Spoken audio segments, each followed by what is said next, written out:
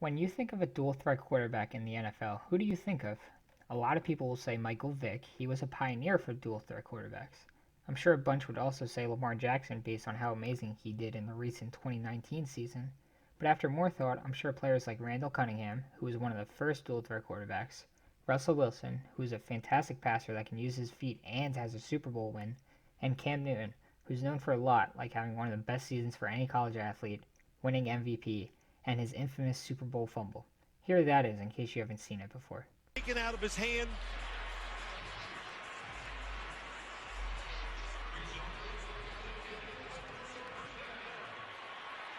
Cam Newton decides not to dive in there and he backs away from it. Sure, he gets hate from that, but even before that, there's been plenty of people hating on him for simpler things, like the dabbing, team pictures, or celebrations.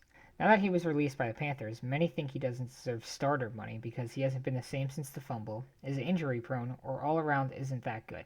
So based on the fact he still isn't signed, while players like him, or him are, I think Cam is better than what the media says, and I'm going to prove it.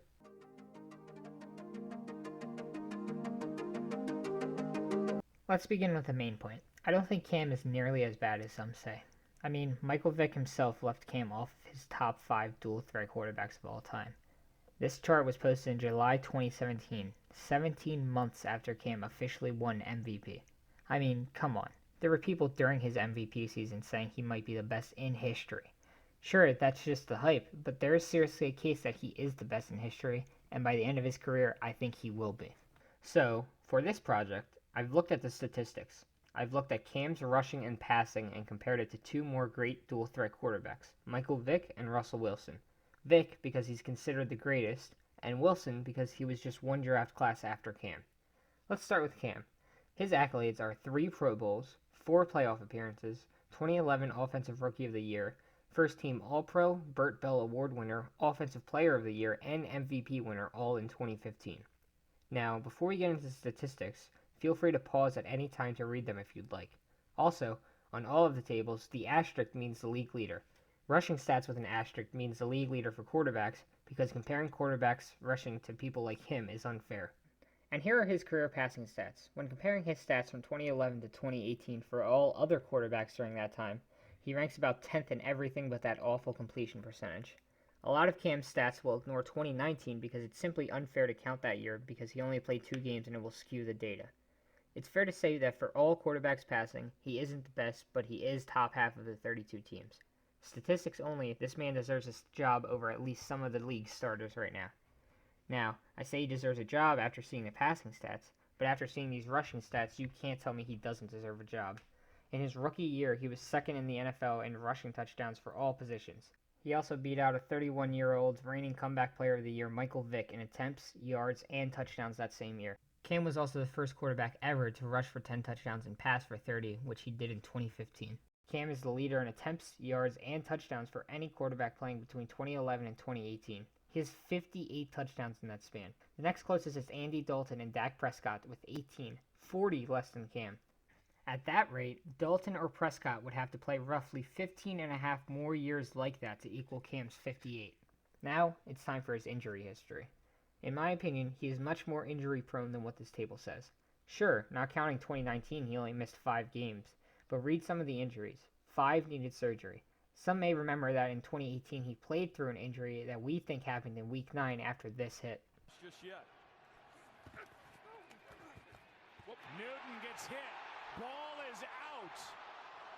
McCaffrey able to get back on top of it. And well, TJ Watt, he's not even blocked. And to Cam Newton's front. The Panthers went on to lose 7 consecutive games, including that one, after starting the year 6-2. Now it's time for Vick. Here are his accolades. 4 Pro Bowls, 4 playoff appearances, Comeback Player of the Year in 2010, and Burt Bell Award winner in 2010. Now here are his passing stats. Don't worry, we'll be comparing all 3 players later. It seems like after his suspension he was a much better passer, but that could be because of the coaching change to quarterback whisperer Andy Reid, or because of his age, or both. However, his rushing fell off. Besides 2010, he wasn't rushing nearly as much, but Michael Vick was such a great rusher that in 2012 he only had 62 attempts. That's low for him, and he only played 10 games, but he was still tied 5th in attempts for all quarterbacks that year. Vic is also the top quarterback in rushing yards of all time. Lastly, here are his injuries and suspension. His 3 years of being a starter after suspension each had an injury, and his concussion in 2012 made the Eagles realize Nick Foles might be better and named Foles a starter for the rest of the season. From then on, he was a backup every year until his retirement. Now, for Russell Wilson. He was a 7-time Pro Bowler, has made 7 playoff appearances, and has won a Super Bowl. Looking at his passing stats, he is much, much better than Vic or Newton. Just look at the yards or completion percentage. Wilson is more of a pass-first, run-later type of quarterback. And you can see this in his rushing stats. Don't get me wrong, these are amazing stats for a passer like Wilson.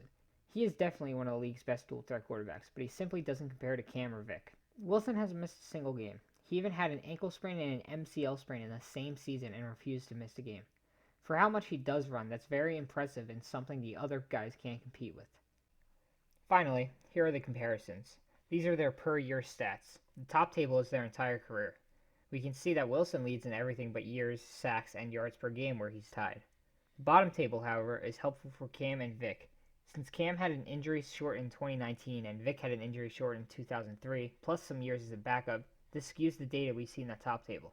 I've decided to compile the statistics for each of their first 8 years with at least 8 games played. So Cam's 2019 and Vic's 2003 are excluded. I consider this table the statistics for their prime years. We can see Wilson still leads in everything but sacks. Looking at the sacks, it's even more mind-blowing that he's managed to stay healthy every year. Anyway, I think a fair order for these 3 based on passing is Wilson first, Newton second, and Vic third. On to rushing, we can see that it seems that everyone is even and Cam leads in most categories, but the bottom table is more evenly distributed. I think we can all agree that Wilson is third, but who's better, Cam or Vic? Cam has more attempts, yards, and touchdowns, but when Vic does run, he gets more yards per attempt and per game. I can think of valid arguments for both sides. Cam could be better because he does have more attempts, meaning they expect him to run more than they would Vic. Cam also has more rushes, meaning more trials to test. If Vic ran this much early in his career, would people stop him more? Would he have less yards per attempt? Cam runs about 37 more times a season than Vic did, and Cam also has 61 more total attempts even though Vic played 4 more seasons. Vic could be better because he has less attempts, meaning he knew when to run the ball, and when he did, he was better. Vic also has less sacks, and scrambling behind the line and getting tackled is a sack, so Vic has less tackles for loss and more yards per attempt. But could Vic be better due to a better offensive line? We're about to find out in this next section of their teammates. Real quick though, before we do go into the teammate section, this is comparison tables in everybody's prime years and their passing and rushing. If you want to pause it or look at it like this, this helps me visualize it better. So without further ado, here's the teammates section. I decided to see all of these guys' key receivers and linemen. For receivers, I decided to pull stats for anyone getting 50 or more targets from that quarterback only. So, if in a year Vic only played 8 games, I went in each game and calculated if there was any receiver he targeted more than 50 times. The stats shown are total stats, but when I go over the leaders for each quarterback, this will be per year. For their offensive line, there aren't that many statistics out there for them. Although I know this isn't perfect and there will be some good ones left out, I decided to do the linemen who made a Pro Bowl or an All-Pro team. First are Cam's receivers. He has more receivers than Vic or Wilson, so let's get right into his leading receivers. Again, this will be best per year stats.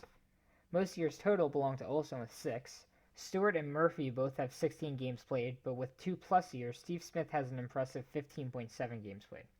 Smith leads a lot of these. He also has the most targets with 124.3, yards with 1,093, and yards per game with 69.8. Reception leader is McCaffrey with 87, and touchdowns is Ted Ginn with 6.3. Overall, Cam has had a solid group of guys. Most years he has had 3 or more 50-plus targeted receivers. Greg Olsen was solid for the most part, but when he fell off, Cam still had DJ Moore and Christian McCaffrey. For the O-line, Cam had 3 linemen who made a team. He had 6 years with at least 1 lineman making a team and only 2 without. He also had 2 years with 2 linemen making a team.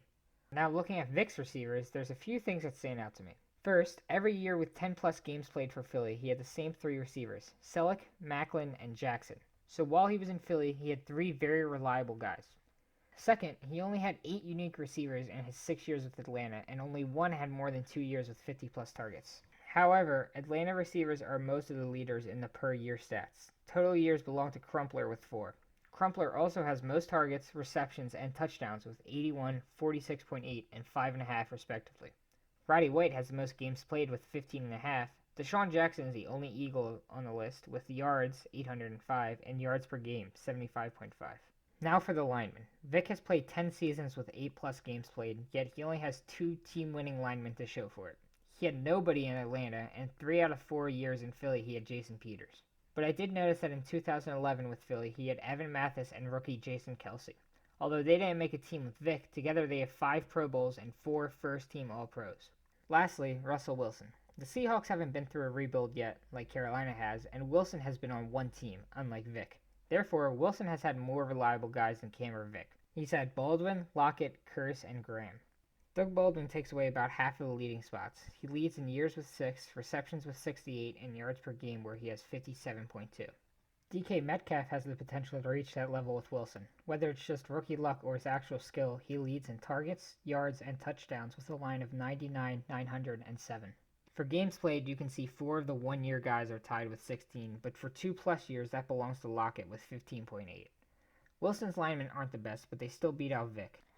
Wilson has had 4 years with 1 lineman making a team, and his rookie year he had 2 guys make a team. Here are the visual comparisons between the 3 and their teammates. We can see here that Cam most likely had the better group of core guys on his teams. So where does Cam stand? I've read off all these numbers and statistics, but what can we gather from these? Let's go over a few key things. Has Cam been the same since winning MVP and or losing the Super Bowl? Well, let's check the stats.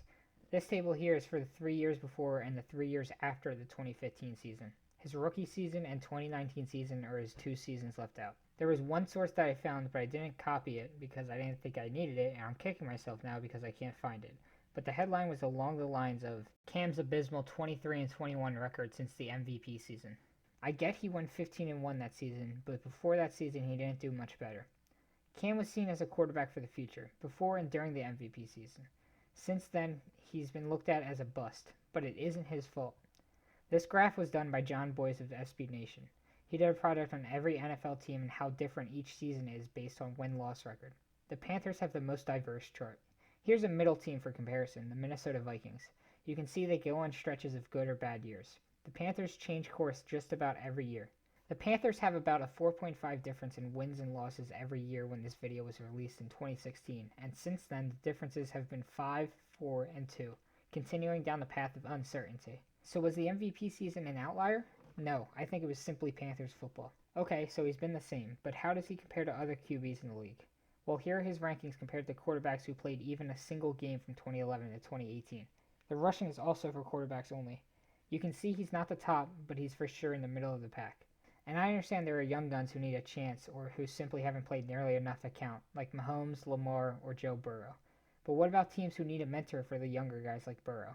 Sure, Burrow should be their franchise quarterback, but are you throwing him into a starting spot right away, going straight from college to the NFL? I think when you think about it, Cam should still be a starter. Whether it be on Miami, New England, LA, or Cincinnati, he deserves to start somewhere. Lastly, I just want to bring up his rushing stats for quarterback history. These numbers are his rank. His career isn't even over yet, and that's how high up his career numbers are. In conclusion, I think Cam gets a lot of unnecessary hate due to the Super Bowl fumble and because he never really reached MVP caliber again. Does he deserve a team? I think so, and a starting spot as well. There's no evidence that Cam has fallen off. Even in a year, 2018, where he was injured most of it, he still managed to be his normal self. And it's not fair to bring him down just because of 2019. Other quarterbacks have had major injuries like that, missed a whole season, and still continued to dominate the league when they came back. Think about Randall Cunningham and his torn ACL. If injury prone is the problem, put him on teams I mentioned earlier that need mentors for young quarterbacks. That way, if he is injured, they have a backup they can trust, the rookie can get some time, and he can still be there for them to mentor.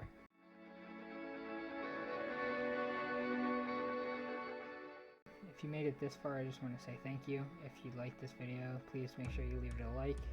If you want to see more videos like this, I'll be doing statistics for all types of sports, football, basketball, hockey, baseball. Make sure you subscribe. Thank you guys. See you soon.